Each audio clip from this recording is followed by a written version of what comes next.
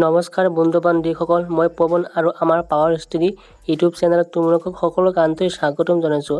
বন্ধুসকল, আজি মই এইটো ভিডিঅ'ত আলোচনা কৰিম অসমৰ কেইটামান সাধাৰণ জ্ঞানৰ প্ৰশ্ন উত্তৰ। আহক আজি ভিডিঅ'টো আৰম্ভ কৰোঁ।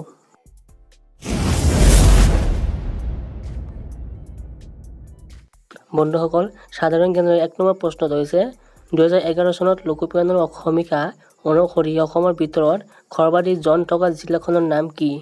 ইয়াৰ উত্তৰ হৈছে নগাঁও। 2 নম্বৰ প্ৰশ্ন হৈছে 2011 চনত অসমৰ লোকপিয়লৰ অনুসৰি অসমৰ কৃষিৰ হাৰ কিমান?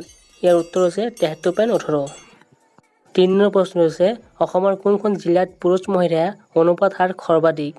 ইয়াৰ উত্তৰ হৈছে গোৱালপাৰা। 4 নম্বৰ প্ৰশ্নটো হৈছে অসমৰ পুৰণি নাম কি? ইয়াৰ উত্তৰ হৈছে কামৰূপ প্ৰাগজ্যোতিপুৰ।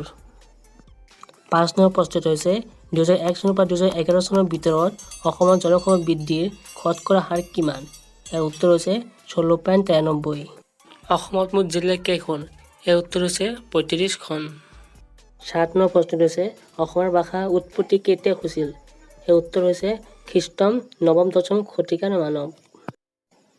সাধাৰণ জ্ঞানৰ শেষৰ 8 নম্বৰ প্ৰশ্নটো হৈছে অসমৰ গদ্য সাহিত্যজনক কোন? ইয়াৰ উত্তৰ হ'ব বটুদেৱ।